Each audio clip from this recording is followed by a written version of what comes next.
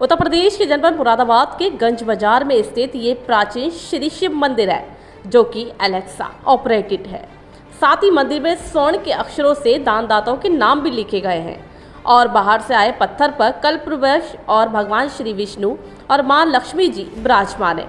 साथ ही कई खूबियां इस मंदिर में, आइए दिखाते हैं आपको मंदिर परिसर में आखिरकार क्या कुछ खास है। तो वही पूरे मंडल का ये एक ऐसा पहला अनोखा मंदिर है जो कि एलेक्सा ऑपरेटेड है।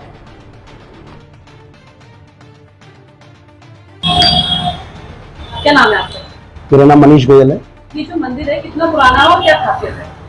ये प्राचीन श्री शिव मंदिर बाजारगंज मुरादाबाद में स्थित है।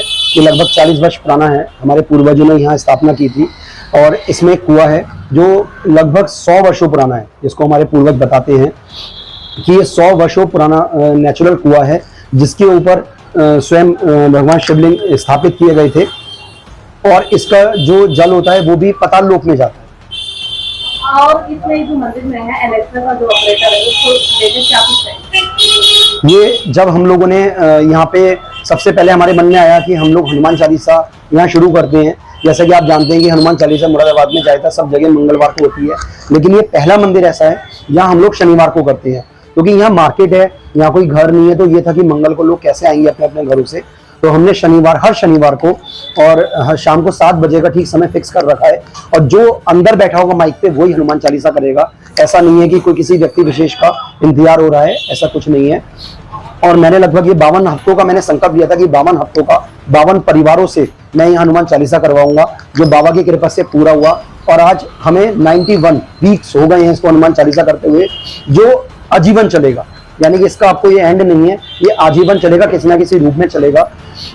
इसको हमने जैसे जिसका प्रसाद होता है, हमने उसमें केवल 2.5 किलो का प्रसाद, एक व्यक्ति की तरफ से 2.5 किलो का प्रसाद होता है। एक हनुमान जी की माला होती है, कुछ खुले हुए फूल होते हैं और उसकी उपस्थिति अनिवार्य है। बाकी कुछ नहीं, आप प्रसाद क्या लाओ, किससे लाओ, कोई अनिवार्य नहीं। मंडल का पहला ऐसा मंदिर बताया जा रहा है जो एलेक्सा ऑपरेटेड है, क्या कहेंगे? ये जब हम लोग अपने व्यापार को हाईटेक करते हैं तो मंदिर को क्यों नहीं करते। यहाँ हम लोगों को क्या होता है, बहुत सारी डिवाइसेस चाहिए होती है।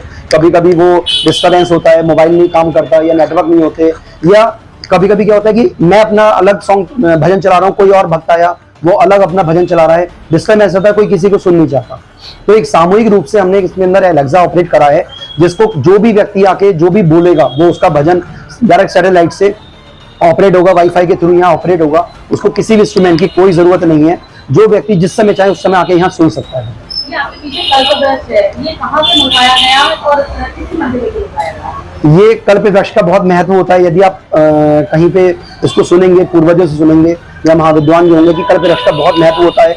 यानी कि हम लोग मंदिर में क्यों जाते हैं कि यहाँ हमें लगता है कि यहाँ पॉजिटिविटी होनी चाहिए। यानी कि वास्तु के हिसाब से भी, हमारे सनातन के हिसाब से भी, हमारे धर्म के हिसाब से भी जितनी पॉजिटिविटी ज्यादा होगी उतना ही यहाँ पे हमें फायदा ज्यादा मिलता है।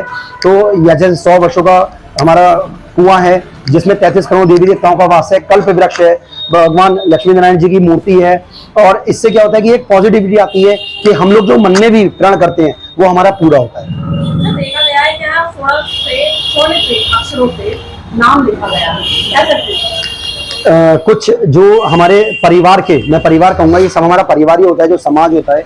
हमारे परिवार के कुछ सदस्यों का सुझाव था कि भाई हम लोग अपने अपने पूर्वजों का नाम जो है यहाँ लिखवाना चाहते हैं। तो मेरा उनको निवेदन था कि आप लिखवाइए, लेकिन एक ऐसा हम अमाउंट रखते हैं जिसमें मंदिर को भी लगे कि कुछ आया है, लेकिन ऐसा भी नहीं हो कि पंखा या कुर्सी किसी एक के नाम से, ऐसा नहीं, सबको गुप्त नाम में। तो जो लोगों ने हमें अमाउंट्स दिए उनके पूर्वजों के यहाँ नाम आए, तो मन में ख्याल आया कि स्वर्ण अक्षर क्या है, स्वर्ण से ही होना चाहिए ना। तो हमने उसको स्वर्ण, प्योर स्वर्ण से, उनका नाम जो है वो प्योर स्वर्ण से है, उसको लेकर करके भगवान शिवलिंग पे भी प्योर चांदी का जो है, बड़े यहाँ दानदाता हैं उन्होंने सब इसका करा है। किसी एक व्यक्ति के द्वारा नहीं, बस माध्यम तो कोई ना कोई बनता ही है।